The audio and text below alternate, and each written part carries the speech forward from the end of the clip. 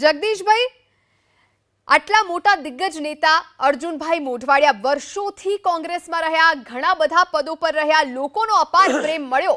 હવે આપના મતે એવી કઈ કઈ બાબતો હોઈ શકે જેના કારણે તેમને હર્ટ થયું હોઈ શકે, આટલો મોટો નિર્ણય લેવા જઈ રહ્યા છે? બેન, હર્ટ થવાનો કોઈ પ્રશ્ન નથી. આને આપણે અનેકો ડિબેટમાં કીધું હતું તે પ્રમાણે કે આને એક કેરિયરના રૂપમાં જુઓ, હવે પ્રોફેશનના રૂપમાં જુઓ. રાજકારણ સેવાનો કે સિદ્ધાંતનો વિષય રહ્યો જ નથી. એક સમયે અર્જુનભાઈ મોઢવાડિયા સાથે આવી જ એક ડિબેટમાં વાત થઈ હતી અલ્ટા પલટુરામની, ત્યારે એણે કીધું હતું કે હું ગાંધી વિચારધારાને વરેલો છું અને અમે ક્યાંય જવાના નથી ને આવી રીતે બેબાક તમારે નિવેદનો કરવા ન જોઈએ. પરંતુ મેં ત્યારે આ ટીવી ડિબેટમાં કીધું હતું અને અમારા આર્ટિકલ લેખમાં કીધું હતું કે આજ નહીં તો કાલ અર્જુનભાઈ મોઢવાડિયા ભારતીય જનતા પાર્ટીમાં જોડાશે જ. કારણ એવું હતું બેન, બીજું કશું જ નહોતું, પણ છેલ્લા કેટલાક સમયથી એનું ભારતીય જનતા પાર્ટીની વિરુદ્ધમાં જે આક્રમકતાપૂર્વકનું પેશ થવાનું હતું એ બંધ થયું અને બુદ્ધિપૂર્વક આક્રમણને બદલે સંરક્ષણાત્મક રીતે રમવા માંડ્યા. ત્યારથી એમ લાગવા માંડ્યું હતું કે હવે આને કોંગ્રેસની દ્રાક્ષ ખાટી લાગી છે, હવે એને ભારતીય જનતા પાર્ટીમાં જ વિકાસ દેખાય છે.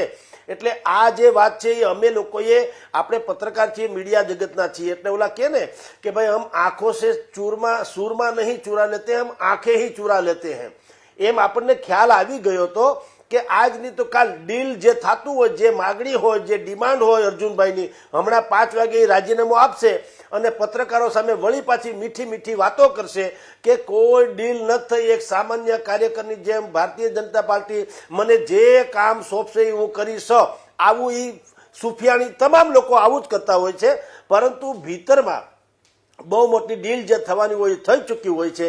અને કોંગ્રેસનું કોઈ ફ્યુચર નહીં હોવાને કારણે, કોંગ્રેસના નેતૃત્વમાં કોઈ વિઝન નહીં હોવાને કારણે, કોંગ્રેસનો કોઈ કોમન એજન્ડા નહીં હોવાને કારણે, કોંગ્રેસનું પ્રજા પ્રત્યેનું એક જે હોવું જોઈએ એટેચમેન્ટ નહીં હોવાને કારણે, એટલે કેટલાય લોકો આ પ્રકારે કટાઈ જવા કરતાં ઘસાઈ જવામાં વધુ સારું એમ માની અને હવે ભારતીય જનતા પાર્ટીમાં આવી અને પોતાની કેરિયર આગળ વધારી રહ્યા છે. પ્રજા કાંઈ નહીં, પ્રજાને એવું કાંઈ છે નહીં, તો ભગવાન દયા છે. પ્રજા પોતપોતાની રીતે હંધા સુખી થઈ જવાના છે. કંઈ કોઈ પણ MLA કે MP એ આવે એટલે કંઈ ચાંદીના ઘૂઘરા ઘડાવી દે એવું કાંઈ છે નહીં. એની પોતાની એક મર્યાદા હોય છે ગ્રાન્ટની, એ સિવાય કાંઈ નહીં, પોતે સુખી થાય એમાં ના નહીં. એટલે હવે પ્રજાની વાત તો રહેવા દો અને સિદ્ધાંતની વાતે રહેવા દો.